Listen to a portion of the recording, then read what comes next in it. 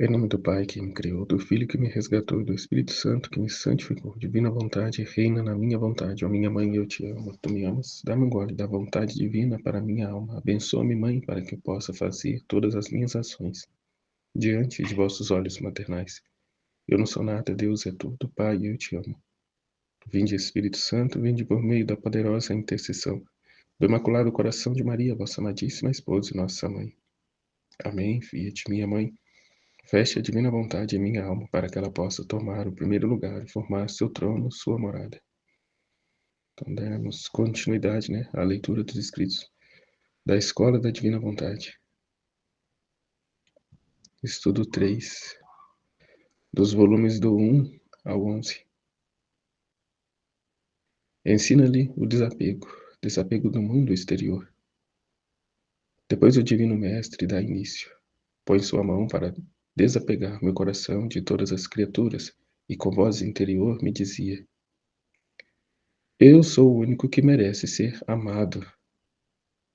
Olha, se você não tirar este pequeno mundo que o rodeia, isto é, pensamentos de criaturas, imaginações, eu não posso entrar livremente em seu coração. Este murmúrio em sua mente é impedimento para te deixar ouvir mais clara minha voz, para derramar as minhas graças e para te fazer apaixonar verdadeiramente por mim.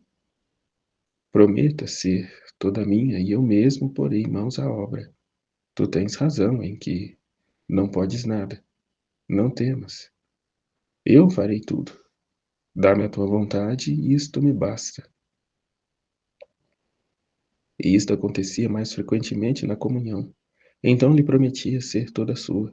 Pedia perdão porque até aquele momento não o havia sido. Lhe dizia que verdadeiramente o queria amar e lhe rogava que não me deixasse nunca mais, só sem ele. E a voz continuava: não, não.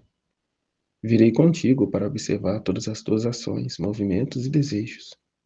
Todo o dia sentia sobre mim, me repreendia de tudo, como por exemplo, se me entretinha demasiado falando com a família de coisas indiferentes, não necessárias. A voz interna me dizia: estas conversas enche-te a mente de coisas que não me pertencem a mim.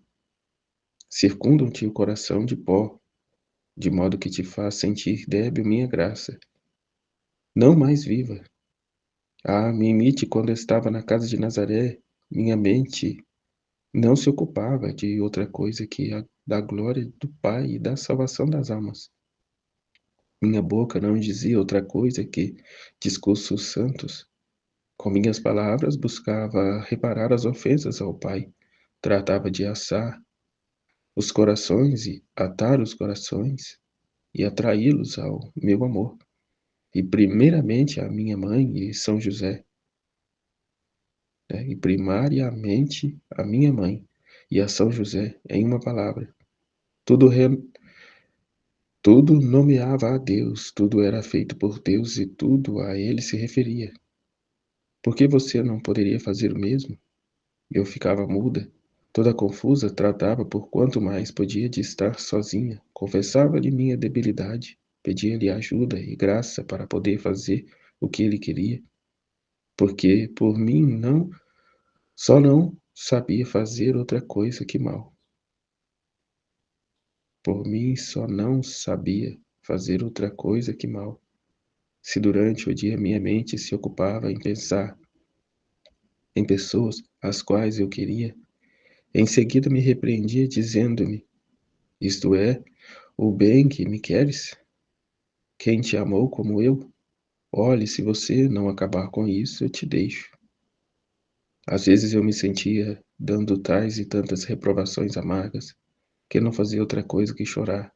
Especialmente uma manhã depois da comunhão, deu-me uma luz tão clara sobre o grande amor que ele me dava e sobre a volubilidade e inconstância das criaturas, que o meu coração ficou tão convencido que daí em diante já não foi capaz de amar a nenhuma pessoa.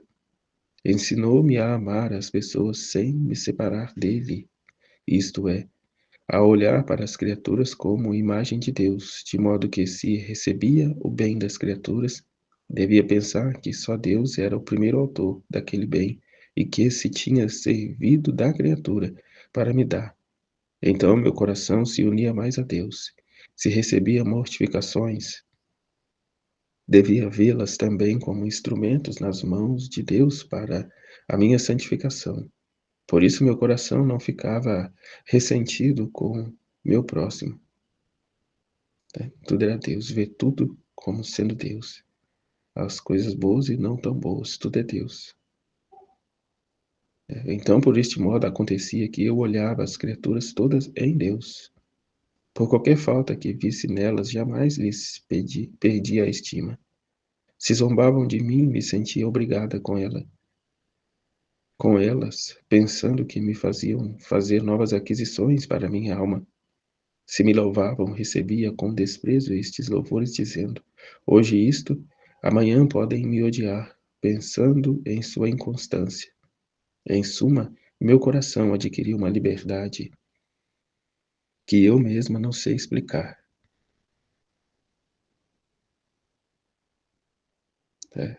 Tomamos consciência que é Deus quem vive em nós, portanto, é a vida de Deus, igualmente na vida dos outros. Como São Paulo já dizia, né, não militamos segundo a carne, não é contra homens de carne e sangue que temos de lutar. Os nossos inimigos não são os outros, mas sim uma vontade humana rebelde, né, uma vontade humana rebelde, egoísta, corrompida, né, apodrecida. Então, abracemos a verdade e nela permanecemos. Volume 2, trecho 1. Agora, enquanto me encontrou fora de mim mesmo e encontrando-me no alto dos céus, pareceu-me ver Deus dentro de uma luz. E ele mesmo parecia também luz, e nesta luz encontrava-se beleza, força, sabedoria, imensidão, altura, profundidade sem limites, nem confins. Assim também, no ar que respiramos, é o próprio Deus que se respira. Assim que cada um pode fazê-lo como vida própria, como de fato é. Então nada lhe escapa e nenhuma lhe pode escapar. Diante de Deus tudo está nu e descoberto, né? E o ar é o próprio Deus, o ar que respiramos é o próprio Deus que se respira. Esta luz parece ser toda voz sem que fale, toda obrante enquanto sempre repousa. Encontra-se por toda parte sem estorvar em nada, e enquanto se encontra em toda parte, tem também seu centro. Ó Deus, como sois incompreensível! Vejo-te, sinto-te, és a minha vida. Restringes-te em mim, enquanto ficas sempre imenso e nada perdes de ti. No entanto, sinto-me balbuciante e me parece não saber nem dizer nada. Para me poder explicar melhor, segundo a nossa linguagem humana, direi que vejo uma sombra de Deus em tudo que foi criado, porque em tudo que foi criado, onde lançou a sombra de sua beleza, onde os seus perfumes, onde a sua luz, como no sol, onde vejo uma sombra especial de Deus, vejo como delineado neste astro que é como o rei dos planetas. O que é o Sol? Não é outra coisa que um globo de fogo. Um é o globo, mas muitos são os raios, de modo que então podemos compreender facilmente. Primeiro, o globo é Deus, os raios, imensos atributos de Deus. Segundo, o sol é fogo, mas ao mesmo tempo é luz e é calor. Assim que a Santíssima Trindade está representada no sol. O fogo é o Pai, a luz é o Filho, o calor é o Espírito Santo. Mas um é o sol. E assim como não se pode dividir o fogo da luz e do calor, assim uma é a potência do Pai, do Filho e do Espírito Santo, que entre eles não se podem realmente separar. E assim como o fogo produz luz e calor ao mesmo tempo, assim não se pode conceber o fogo sem se conceber também a luz e o calor. Assim não se pode conceber o Pai antes do Filho e do Espírito Santo, e assim, reciprocamente, têm os três ao mesmo princípio eterno. Tem os três o mesmo princípio eterno. Acrescento que a luz do sol se expande por toda parte. Assim Deus, com sua imensidão, onde quer penetra. Porém, recordemos que não é mais que uma sombra, porque o sol não chegaria onde não pode penetrar com sua luz. Mas Deus penetra onde quer que fosse. Deus é Espírito puríssimo, e nós o podemos simbolizar no sol que faz penetrar seus raios em qualquer lugar, sem que ninguém os possa tomar entre as mãos.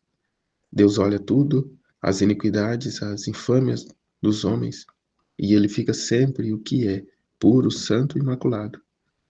Sombra de Deus é o sol, que manda sua luz sobre as imundícies e fica imaculado. Expande sua luz no fogo e não se queima, no mar, nos rios e não se afoga. Dá luz a todos, fecunda tudo, dá vida a tudo com seu calor e não empobrece de luz. Nem perde nada de seu calor e muito mais, enquanto faz tanto bem a todos, ele de nenhum tem necessidade, e fica sempre o que é, majestoso, resplandecente, sem jamais mudar-se. Oh, como se representam bem no sol as qualidades divinas! Deus, com sua imensidão, se encontra no fogo e não arde, no mar e não afoga, não se afoga, sob nossos passos e não o pisamos, dá a todos e não empobrece e de ninguém tem necessidade. Vê tudo, mas é tudo olhos e não há coisa que não sinta. Está ao dia de cada fibra de nosso coração, de cada pensamento de nossa mente. E sendo o Espírito puríssimo, não tem nem ouvidos nem olhos. E aconteça o que acontecer, não muda jamais. O sol, investindo o mundo com sua luz, não se cansa. Assim Deus, dando vida a todos, ajudando e regendo o mundo, não se cansa. Para não gozar mais a luz do sol e seus benéficos efeitos, o homem pode esconder-se pode pôr obstáculos, mas ao sol nada lhe faz. Permanece como é. O mal cairá todo sobre o homem. Assim o pecador, com o pecado, pode afastar-se de Deus e não gozar mais de suas benéficas influências. Mas a Deus nada lhe faz. Todo o mal é seu.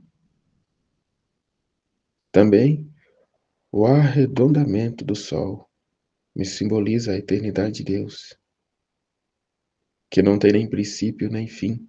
A mesma luz penetrante do sol, que ninguém pode conter em seu olho, e que, se alguém quisesse olhá-lo fixamente em pleno meio-dia, ficaria ofuscado. E se o sol se quisesse aproximar do homem, este ficaria reduzido a cinzas. Assim, do sol divino, nenhuma mente criada pode restringi-lo em sua pequena mente, para compreendê-lo em tudo o que é, e se quisesse esforçar-se, ficaria deslumbrada e confusa. E se este sol divino quisesse fazer ostentação de todo o seu amor, fazendo-o sentir ao homem enquanto ainda está em carne mortal, o homem ficaria incinerado. Portanto, Deus tem posto uma sombra de si e de suas perfeições em tudo que criou. Assim, parece que o vemos e o tocamos, e por ele ficamos tocados continuamente.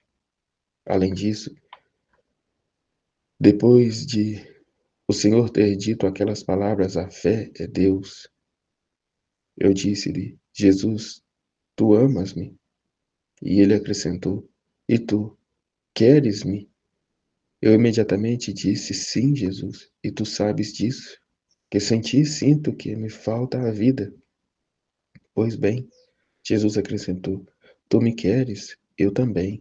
Portanto, amemo-nos e estejamos sempre juntos, né? Ocupando-nos mutuamente um do outro. Da parte de Jesus está tudo certo, né? O problema está na parte da criatura, a sua inconstância, o seu voltar. a si. Então aqui, né, pedir a Deus essa graça, porque, como eu lhe disse, dei-me a tua vontade e isso basta. Eu trabalharei em ti, né? Então aqui essa total confiança, esse pleno abandono a Ele, né? Como ele disse, tu queres-me? Luiz imediatamente disse, sim, e tu sabes disso, que sem ti sinto que me falta a vida. Pois bem, Jesus acrescentou, tu me queres, eu também, portanto amemo-nos, estejamos sempre juntos. Assim terminou por esta manhã. Agora quem pode dizer o quanto minha mente entendeu este sol divino? Parece-me vê-lo e tocá-lo por toda parte. Aliás, sinto-me revestida por ele, dentro e fora de mim mesmo. Mas minha capacidade é pequena. Pequena que, enquanto parece que compreende alguma coisa de Deus, ao vê-lo, parece que não entende nada. Parece que não entendi nada. Espero que Jesus me perdoe. Que ele disse, eu trabalharei em ti. Volume 3, capítulo 1. O que diante disso também não é um quietismo, né? Não é um quietismo, é uma contínua correspondência da criatura, né? Em corresponder à vontade dele, né? Em obedecer aqui, viver, né, os mandamentos, as promessas dele, as verdades dele, né? E não se olhar, não se avaliar, não se examinar, mas estar abandonado a ele, aceitando o que nos acontece, né? A saber que vem da mão dele. Até o que eu ouvia ontem, né? Não é dizer sim a tudo, mas ter o discernimento, a sabedoria, é abandonar-se a Ele. Saber que Ele está no controle. Como uma situação que me veio sobre a nulidade do casamento. Eu fiz que fiz, e agora uma situação que eu preciso da assinatura da minha ex-esposa. Diante de realidades, eu arquivar o caso porque eu não quero mexer, tocar na ferida, eu não quero abrir uma ferida, eu não quero... mas tudo será, né, exposto às claras, né? No juízo final, tudo estará, né, ao conhecimento de todos. Então, a gente vive o purgatório já em vida aqui na Divina Vontade, então, ou seja, né, colocando, concluindo todas as coisas, né, resolvendo todos os pepinos da nossa vida, né, e aceitando com isso as consequências que virão, né, como propriamente dito, já viver o purgatório, ser purgado em vida, a fim de que nada tenha o que fazer no purgatório, né, já vivermos a purificação em vida, estarmos quites, né, com tudo, né, a reparar tudo, e com aqui o mérito divino de fazer por mim mesmo e por tanto quantos, né, assim for da vontade de Deus, né, de modo a formar o orvalho benéfico, de modo a iluminar as consciências, né, a fim de que também estes tantos possam corresponder a Deus segundo a realidade da vida de cada um, né, na dificuldade de cada um, né? Enfim, a ser tudo para a maior glória de Deus, como Luísa disse, né? Para Deus toda a glória e para mim toda a confusão. Né? Espiar as nossas culpas, nossos erros. Não basta apenas a confissão, mas darmos a expiação, a reparação. E na divina vontade, não só por si, mas por todos, com a vida divina, a alcançar a todos. Volume 3, trecho 1, 1º de novembro de 1899. Purificação da Igreja. As almas vítimas são o seu sustento. Encontrando-me no meu estado habitual, encontrei-me fora de mim mesmo, dentro de uma igreja, e ali estava um sacerdote que celebrava o divino sacrifício. E enquanto isso fazia, chorava amargamente e dizia: a coluna da minha igreja não tem onde apoiar-se. No momento em que dizia isto, vi uma coluna, cujo cume tocava o céu, e abaixo desta coluna estavam os sacerdotes, bispos, cardeais e todas as outras dignidades que sustentavam essa coluna. Mas, com minha surpresa, ao olhar vi que destas pessoas, quem era muito fraco, quem era meio acabado, quem era doente, quem era cheio de lama, escassíssimo era o número daqueles que se encontravam em estado de sustentá-la. Assim que esta pobre coluna, tantas eram as sacudidas que recebia por baixo, que cambaleava sem poder estar firme. Até acima desta coluna estava o Santo Padre, que com correntes de ouro e com os raios que despendia de toda a sua pessoa, fazia quanto mais podia para sustentá-la, para acorrentar e iluminar as pessoas que moravam na parte baixa. Embora alguma escapasse para ter mais oportunidade de degradar-se e enlamear-se, e não só a estas pessoas, mas que tratava de atar e iluminar a todo o mundo. Enquanto eu via isto, aquele sacerdote que celebrava a missa, embora tenha dúvida se era sacerdote ou Nosso Senhor, parecia-me que era ele, mas não sei dizer com certeza. Chamou-me junto a ele e disse-me: Minha filha, olha em que estado lamentável se encontra a minha igreja. As mesmas pessoas que deviam sustentá-la desfalecem e com suas obras a abatem, golpeiam-na e chegam a denegri-la. O único remédio é que faça derramar tanto sangue, até formar um banho para poder lavar esse purulento lodo e curar suas profundas chagas, para que sanadas, reforçadas, embelezadas, por esse sangue possa ser instrumento hábeis para mantê-la estável e firme,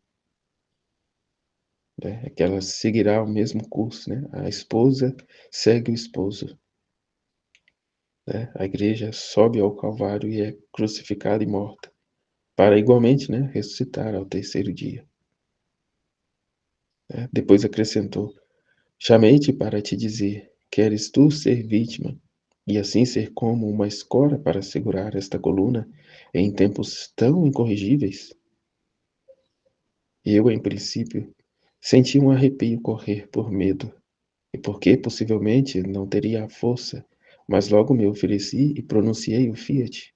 Enquanto estava nisto, encontrei-me rodeada por muitos santos, anjos e almas purgantes, que, com flagelos e outros instrumentos, me atormentavam. E eu, embora no princípio sentisse temor, mas depois, quanto mais sofria, tanto mais me vinha o desejo de sofrer, e saboreava o sofrer, como um docíssimo néctar, e muito mais, porque me veio um pensamento. Quem sabe se essas penas pudessem ser meios para consumir a vida, e assim pode empreender, né? E assim poder empreender o último voo para meu sumo e único bem. Veja a perfídia da vontade humana, né? O interesse, a vida, a santidade das virtudes é isso aqui, ó.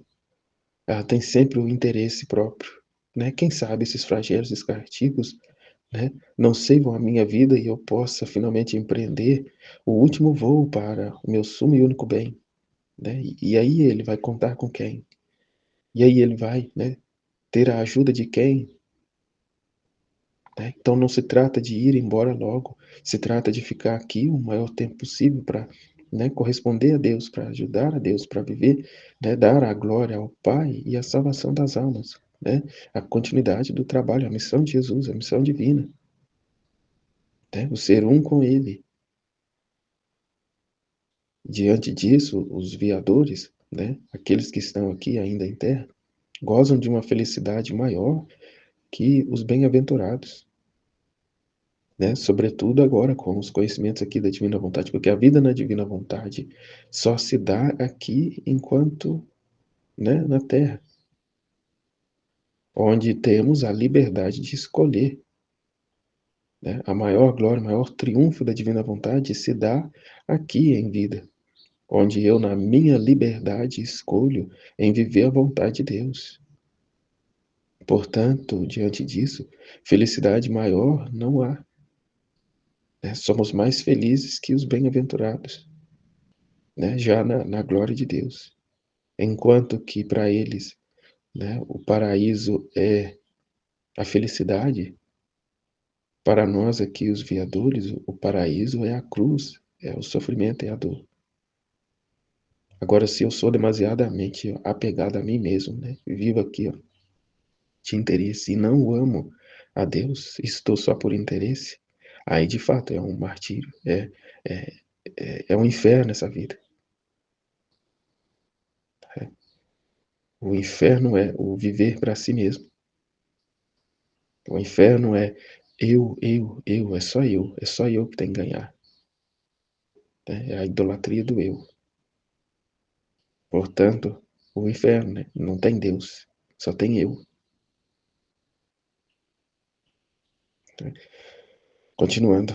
Mas com muita pena, depois de ter sofrido acerbas penas, vi que essas penas não me consumiam a vida. Não, não é chegada a hora. Não é chegada a hora. Estamos no volume 3. São 36 volumes. Né? Oh Deus, que pena que esta frágil carne me impeça de unir-me com o meu bem eterno. Né? Mas já se está unida a Ele. Né? Tornou-se aqui a carne dele, ele a sofrer em ti. Né? Só que ao longo de todo o livro do céu, ela questiona aqui as privações, isso e aquilo. Né? Enfim, por um propósito maior, né? Por um propósito divino. Depois disso, vi um massacre sangrento que se fazia daquelas pessoas que estavam debaixo da coluna. Que horrível catástrofe! Escassíssimo era o número dos que não caíam vítimas.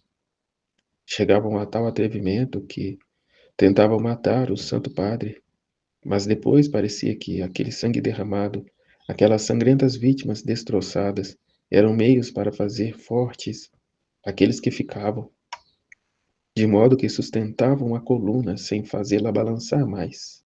Oh, que dias felizes! Depois disso, despontavam dias de triunfos e de paz. A face da terra parecia renovada, a coluna adquiria seu primeiro brilho e esplendor. Ó dias felizes! De longe eu vos saúdo, pois tanta glória dareis à igreja e tanta honra a Deus, que é a sua cabeça. Né? Dias felizes que virão, né? De longe vos saúdo. Né? Já viu ali o triunfo da igreja. Volume 4, trecho 2, 6 de setembro de 1900. Estado de vítima. Continua vindo, meu docíssimo Jesus. Esta manhã, quando veio, quis derramar um pouco de amargura em mim. E depois disse-me: Minha filha, eu quero dormir um pouco. Tu fazes o meu ofício de sofrer, aqui, ó, no trabalho de Jesus. Aqui ainda como alma vítima, né, no estado de vítima. Mas lá na frente Jesus vai mudar isso, né, de alma vítima para pequena filha da divina vontade, que é a partir, né, do volume 11. Né, os 10 primeiros volumes, Santidade de Virtude, ofício de vítima. Né, rogar e aplacar a justiça. Né, tu fazes o meu ofício de sofrer, rogar e aplacar a justiça. Assim ele adormeceu, e eu pus-me a rezar junto a Jesus. Depois, acordando, viramos um pouco entre as pessoas, e me fez ver diversos planos que estão idealizados para fazer revoluções, e especialmente via que estavam maquinando um ataque de improviso para ter melhor resultado em seu propósito, e para fazer com que nenhum se possa defender ou prevenir contra o inimigo. Quantos espetáculos funestos, mas parece que o Senhor ainda não lhes dá liberdade para fazer isso. E não sabendo eles a razão, se roem de raiva, porque apesar de sua perversa vontade, se veem impotentes para realizá-lo. Não é preciso outra coisa senão que o Senhor lhes conceda esta liberdade, porque tudo está preparado. Depois disso, voltamos a Jesus. Voltamos e Jesus se mostrava todo chagado. Olhe quantas chagas me abriram, e a necessidade do estado contínuo de vítima de seus sofrimentos, porque não há momento em que deixem de me ofender. E sendo contínuas as ofensas, contínuos devem ser os sofrimentos e as orações para me aliviarem algo. E se você se vê suspenso, sofre. E se você se vê suspenso, sofre. Treme e teme, porque não me vendo aliviado em minhas penas, não vá a conceder aos inimigos essa liberdade tão desejada por eles. Ao ouvir isto, pus-me a rogar-lhe que me fizesse sofrer a mim. E enquanto estava nisto, via o confessor que com suas intenções forçava Jesus a me fazer sofrer. Então o bendito Senhor me participou tais e tantas penas, que eu mesma não sei como fiquei viva. Mas o Senhor em minhas penas não me deixou só, mas bem parecia que não resistia, se seu coração me deixasse. E passei alguns dias junto com Jesus, e me comunicou tantas graças e me fez compreender muitas coisas, mas parte pelo estado de sofrimento e parte porque não sei me expressar. Passo adiante e faço silêncio. Volume 5, trecho 3, 20 de março de 1903. Jesus e São José consolam o Pai nas suas dificuldades. Pai, no caso, o sacerdote, confessor. Encontrando-me fora de mim mesmo, via o Pai, confessor, com dificuldades a respeito da graça que quer.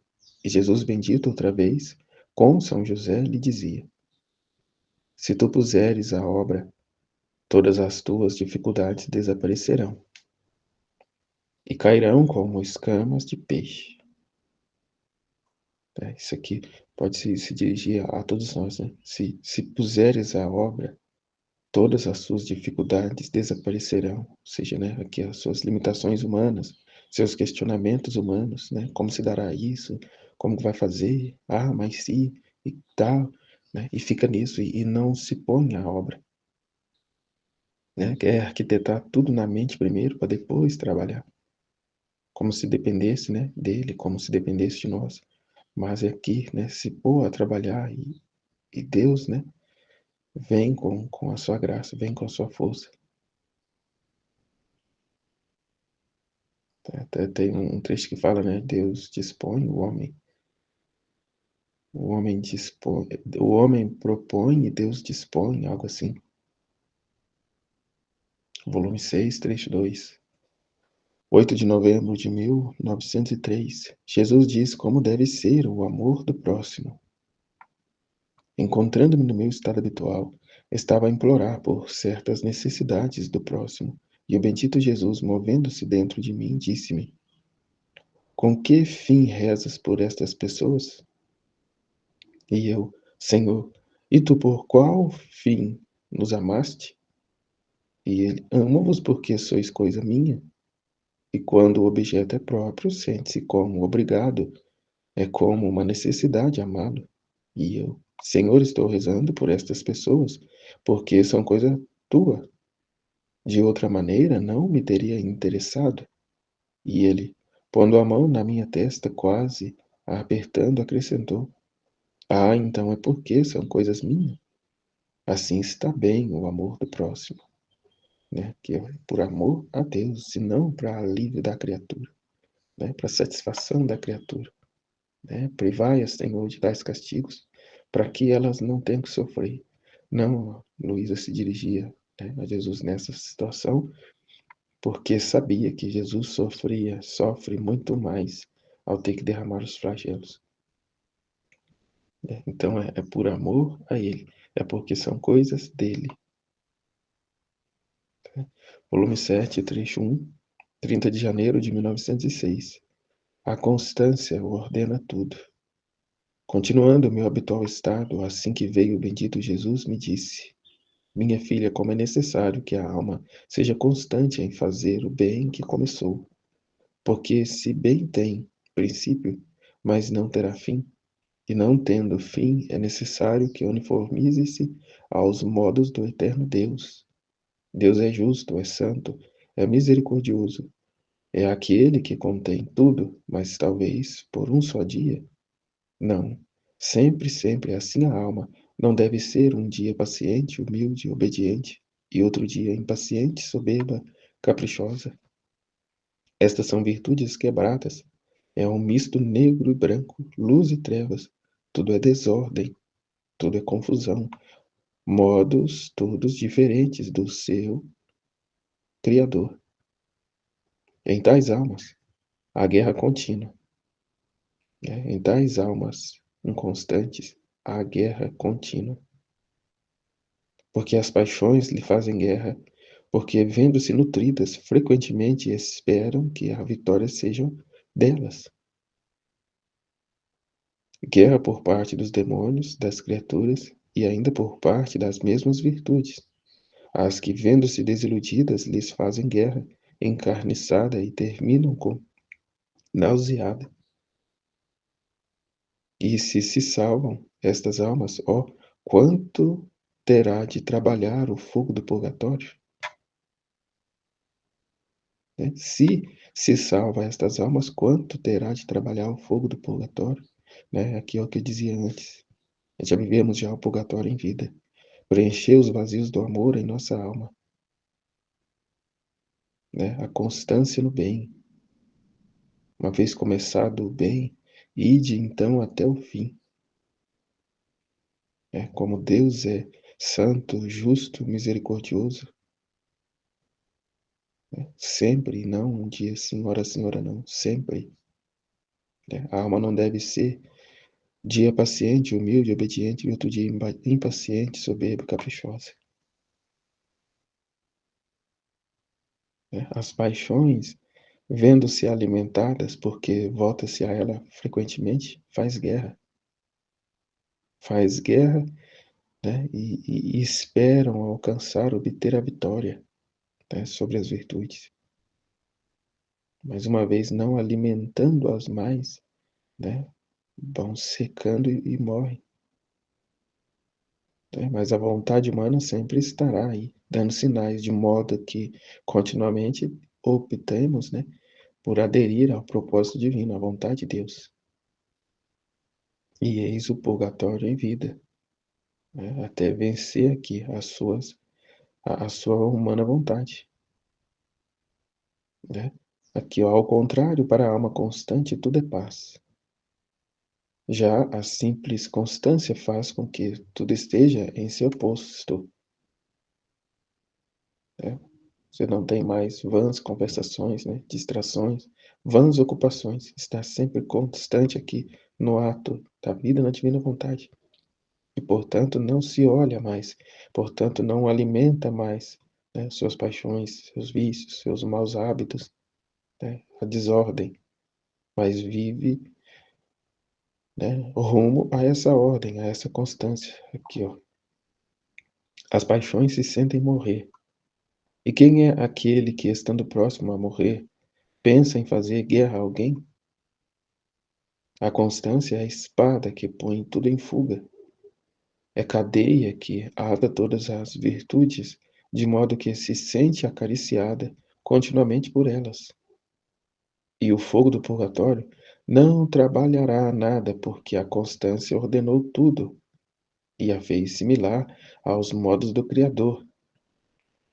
Não terá o que fazer no purgatório, já viveu o purgatório em vida, já ordenou tudo, já sanou todas como se diz?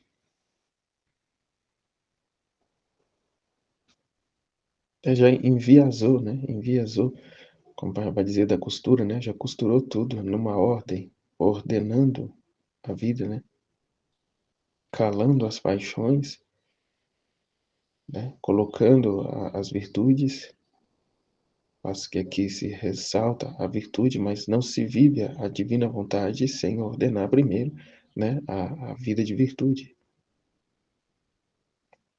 Tá? Como é dito até o volume 10, se fala de virtude. Por isso lemos o livro do céu, né? Como se diz? Simultaneamente, intercaladamente, né? Para já trabalharmos as duas coisas juntas. meio que consumando a virtude, reconhecendo que a virtude tem o seu limite e que a vontade primordial de Deus é a vontade divina, né? Que ascendamos à vida divina, que não fiquemos presos à vida de virtude, né? À santidade das virtudes, onde foi consumada na Luísa a santidade das virtudes, né? Que é o ofício de vítima e tudo mais. Volume 2, volume 8, trecho 2, 25 de junho de 1907. A alma parada ou caminhando deve estar sempre na divina vontade, né? A prioridade é a vontade divina, a vontade querida de Deus. Esta manhã estava pensando em que me sentia como detida. Estava pensando em que me sentia como detida, sem ir nem para frente nem para trás, e dizia: Senhor, eu mesmo não sei dizer o que sinto, se estou atrás ou detida, ou adiante, mas do resto não me aflijo, pois desde que esteja em tua vontade, estou sempre bem, em qualquer ponto ou em qualquer modo que possa estar. Tua vontade é sempre santa, e eu, em qualquer modo que esteja, estarei sempre bem. Naquele momento, o bendito Jesus veio por pouco tempo e me disse: Minha filha, ânimo, não temas se te sentes detida, mas, mas está atenta a que essas detidas faças em minha vontade, né? Que não seja a vontade humana sua, mas a vontade querida de Deus, sem sair em nada do meu querer. Esteja atenta, né? Se não são meras distrações, se não são distrações voluntárias, né? Ou involuntárias, porque a voluntária, a distração minha, é vontade humana. As involuntárias é por ocasião da minha miséria, a minha pequenez, a minha condição de criatura, né? Que a estas Deus, né, corrige, vai corrigindo. Mas as voluntárias não, sou eu mesmo, são a inconstância da criatura. Né? Exemplo, ficar vendo vidinho na internet, né? Ficar vendo vidinho, né? Se distrair com um passarinho. E um exemplo de uma involuntária, um exemplo mais claro aqui, uma certa enfermidade. Né? Hoje eu não vou fazer porque eu tô, né? Eu tô doente. Né? Eu não vou me dedicar ao livro do céu não, que eu tô com problema na vista, né? Alguma coisa. Então são uma condição da criatura, né? Do ser criado, entende? Então, continuando, também eu me detenho, mas no abrir e fechar de olhos faço mais do que não tenho feito por anos e anos. Olha para o mundo, parece que eu estava detido, porque merecendo ser severamente castigado, e não fazendo isto, parece que não estou caminhando. Mas se tomo a vara em minhas mãos, vou refazer todas as minhas paradas. Assim tu, estando sempre em minha vontade, se vês que minha vontade te quer detida, detente então e goza de minha vontade. Se vês que minha vontade quer que caminhes, caminha, pois, mas caminha sempre em meu querer, porque caminhando em minha vontade, caminharás comigo mesmo, e terás a mesma vontade de meu caminhar. Por isso esteja sempre em minha vontade, detida ou em caminho, e estará sempre bem. Volume 9, trecho 2, 1º de abril de 1909. Jesus adorna a alma com as gemas que produz a dor. Sentia-me muito sofrida a ponto de não poder me mover, e estava oferecendo meus pequenos sofrimentos junto com os de Jesus e com a intensidade de amor com a qual ele queria glorificar o Pai, reparar as nossas culpas e obter todos os bens que nos alcançou com os seus sofrimentos, e dizia entre mim: faço de conta que estes meus sofrimentos sejam meu martírio, que as dores sejam os verdugos, que a cama é o lugar de fortuna, o lugar de tortura, que a imobilidade é a corda que me tem atado para fazer que chegue a ser mais amada e amante de meu sumo bem. Mas verdugos eu não vejo. Então quem é meu carrasco? Que não só no exterior do corpo, mas também nas partes mais internas, até no fundo de minha alma me lacera, me despedaça tanto que o cerco da vida me parece que quisesse romper-se. Ah, meu carrasco é propriamente Jesus bendito. E nesse momento, quase como dentro de um relâmpago, me disse: minha filha, é demasiada honra para ti ser eu teu carrasco. Eu não faço outra coisa que, como alguém que deve desposar a noiva e fazê-la aparecer em público, para fazer que tenha uma bela apresentação, para fazê-la digna dele, não confia em ninguém, nem sequer nela mesma, senão que ele mesmo a quer limpar, pentear, vestir, adornar com pedras preciosas, com brilhantes. Esta é uma grande honra para a esposa, e além disso não terá nenhum pensamento sobre se agradará ao seu marido ou não, se lhe agradará como se adornou ou a tornará por uma tola ao não ter sabido adivinhar o modo para lhe agradar mais. Não, né? Porque é o próprio Jesus que a adorna, né? Então estará, né, na vontade dele, ao gosto dele, né, à preferência dele, porque ela não vai por si, mas é ele próprio que adorna. Como ele mesmo disse, não. Cadê?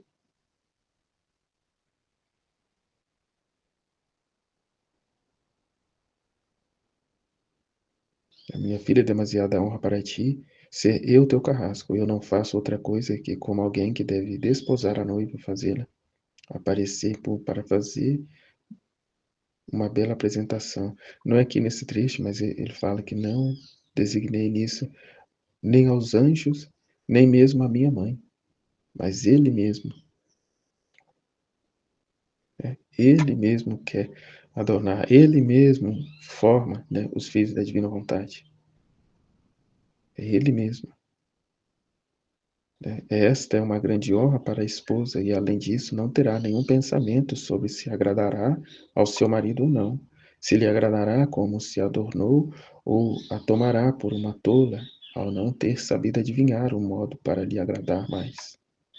Não terá nada disso, né? Porque é ele mesmo. Tá? E assim, e diante disso, não importa o que os outros pensam, o que importa é o que Jesus está pensando. Né? É até a ocasião a qual muitas vezes nos, nos vão ver também como um demônio. Ah, que pessoa da igreja que você é, com umas atitudes dessa, né? Parece mais um demônio. Para que reza tanto se tem umas atitudes dessa? Mas, pois bem, não se vive para agradar a homens, mas sim para agradar a Deus. Para fazer, para viver a vontade de Deus e não a vontade egoísta, mesquinha das criaturas. Tá? Bem diferente. A vida, a santidade das virtudes é aqui para agradar os outros e a si.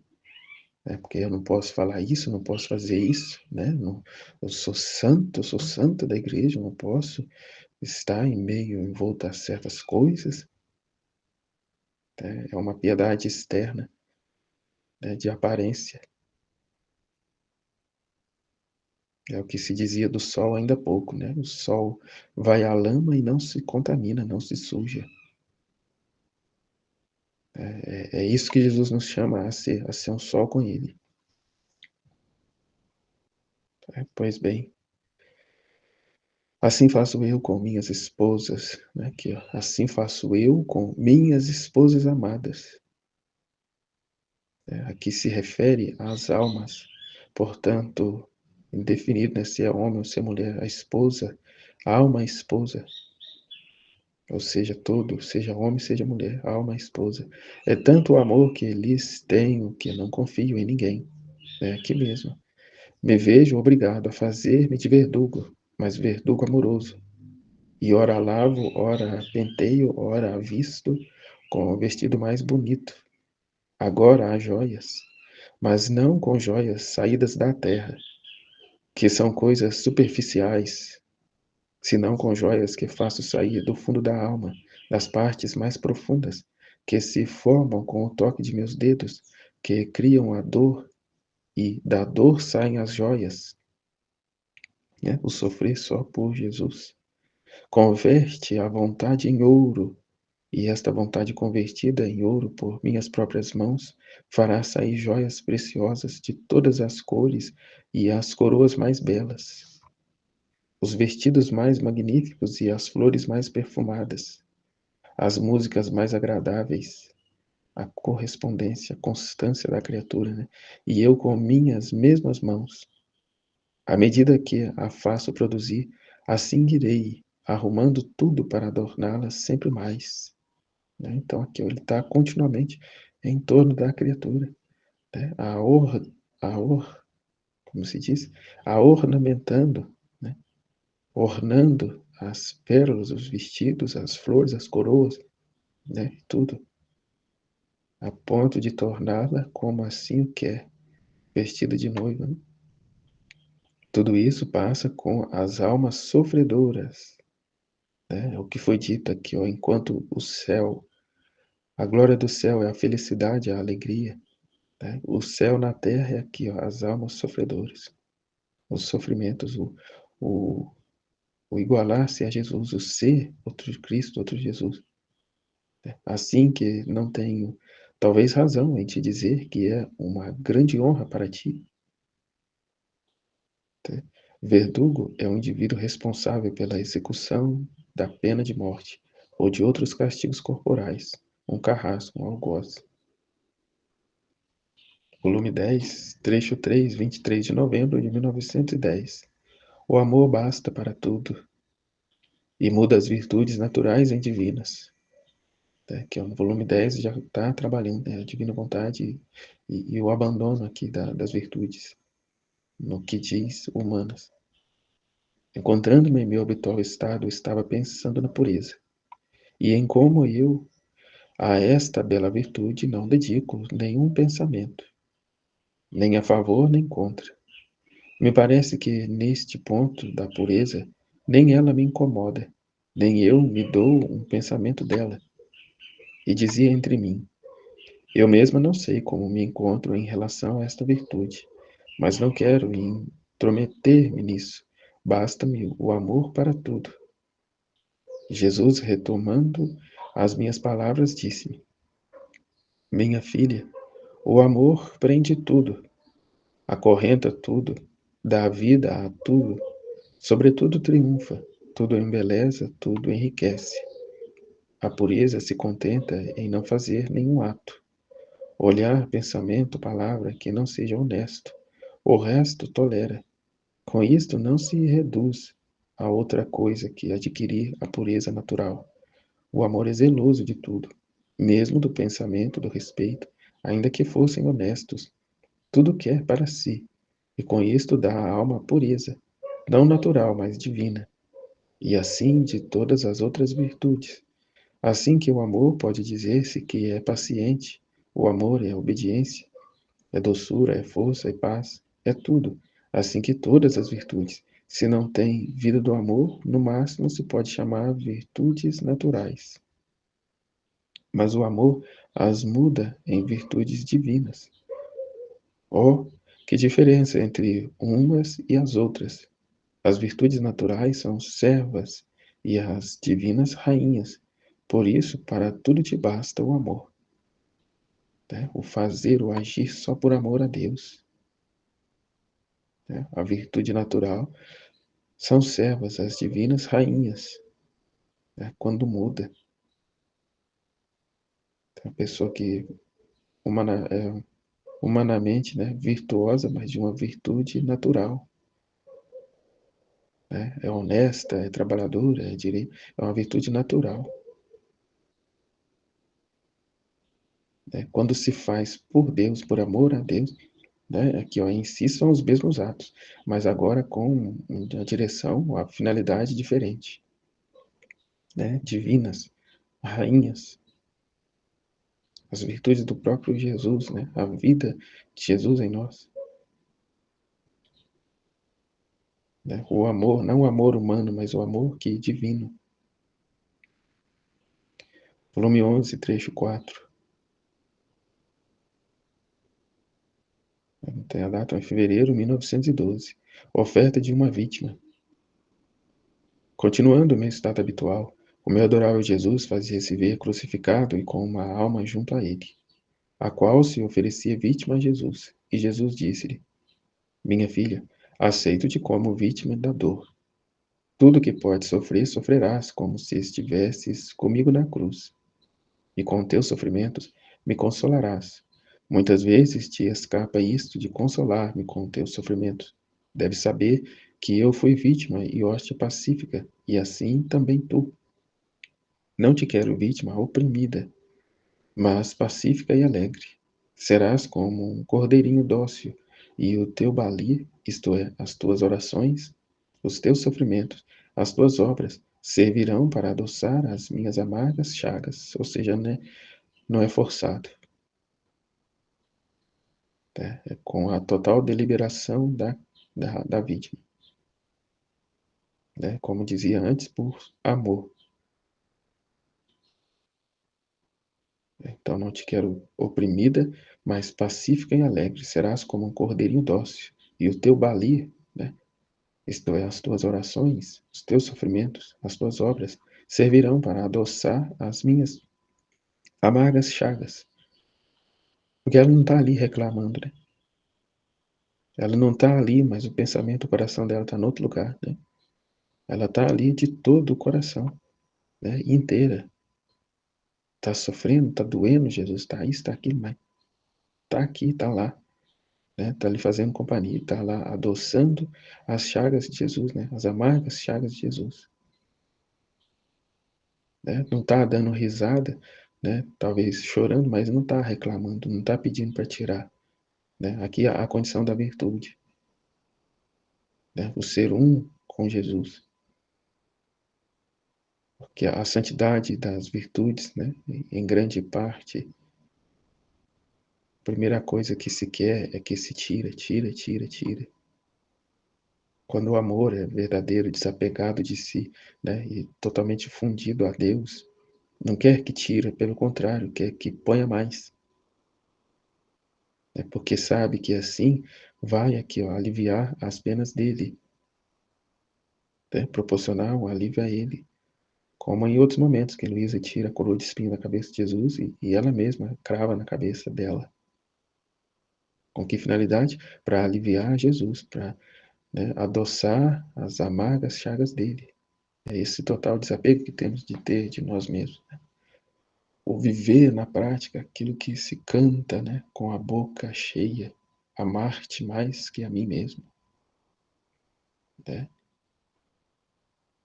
Não só cantar, mas viver essa realidade, né? Jesus, eu confio em vós, em nome do Pai, do Filho e do Espírito Santo. Amém. Fiat.